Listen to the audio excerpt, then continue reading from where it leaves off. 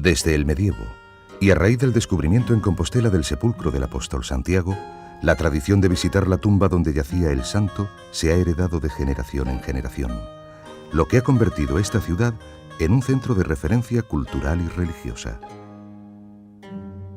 Los caminos seguidos durante siglos en estas peregrinaciones sirvieron de vehículo para todo tipo de intercambio de ideas, conocimientos e influencias.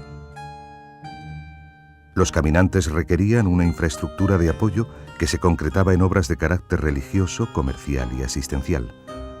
Estas edificaciones, junto a diversos testimonios y documentos, han permitido posteriormente a los historiadores reconstruir las rutas que con mayor o menor frecuencia eran y son utilizadas desde entonces.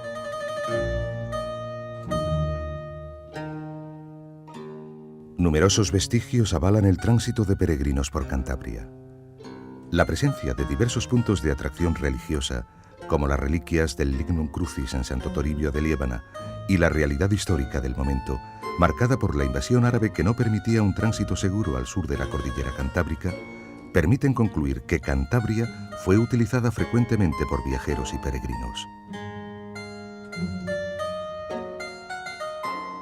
De forma indirecta, algunos documentos de la época hacen referencia a este hecho. Por ejemplo, aquellos que recogen la creación de un monasterio para mantener una barca que cruzara peregrinos de una orilla a otra de la ría del Saja-Besaya, o la concesión de privilegios que les favoreciera. También la tradición oral alude al recorrido por esta ruta en peregrinación a Santiago del propio San Francisco a principios del siglo XIII. Por último, algunos ilustres viajeros mencionan su paso por las tierras o las costas de Cantabria. El geógrafo norteafricano Al-Idrisi, el más insigne de la cultura árabe, describe una ruta de regreso de Santiago a Bayona en la que se citan lugares como el río Colombera, actual Saja, y Santa Juliana, actual Santillana del Mar.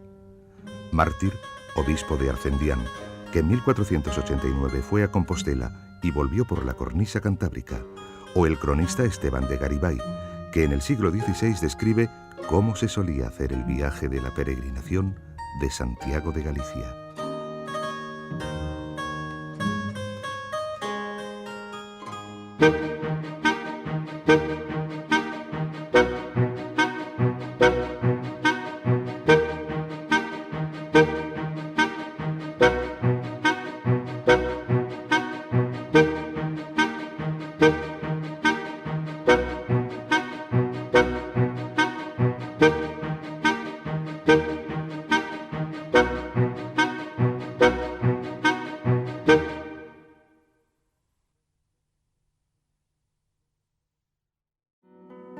Junto a la iglesia encontramos todavía en pie los muros exteriores de lo que fue otro hospital importante de la villa, el de la Misericordia y la Consolación, en cuyo libro de cuentas consta el paso de grupos de peregrinos a los que allí se socorrió.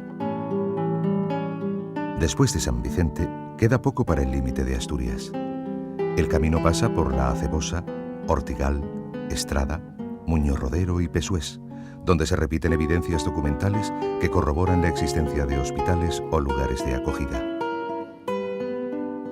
Llegando a Unquera, era preciso embarcarse y cruzar el río Deva para llegar hasta Asturias, donde se continuaba hacia Galicia.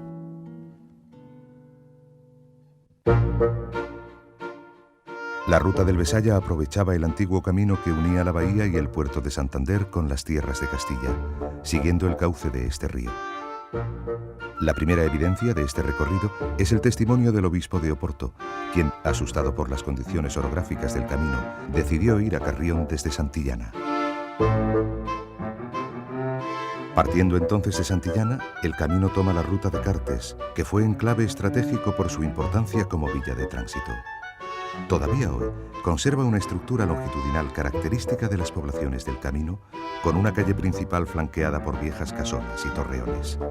Cerca, en Río Corvo, se encuentra la iglesia de Santa María de Yermo, un destacable edificio románico del siglo XII del que cabe resaltar conjuntos escultóricos muy interesantes.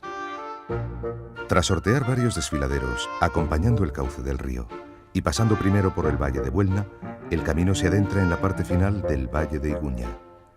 Este acaba por el sur en Bárcena de Piedeconcha, pueblo típico del interior de Cantabria. Su iglesia románica, dedicada a los santos Cosme y Damián, data de la primera mitad del siglo XII y contemporánea a ella existió un hospital y una hospedería para peregrinos. En las afueras de este pueblo pueden verse todavía restos muy bien conservados de la antigua calzada romana que unía Julióbriga con Portus Blendium en la desembocadura de los ríos Saja y Besaya.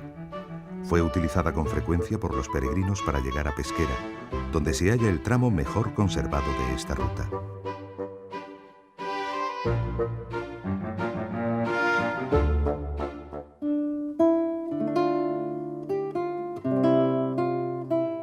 Reinosa, la capital de la antigua Merindad de Campoo, tuvo su importancia en la ruta jacobea como punto de confluencia y cruce de caminos que venían de la costa con los que lo hacían de Castilla por tierras palentinas o aprovechando el cauce del río Ebro.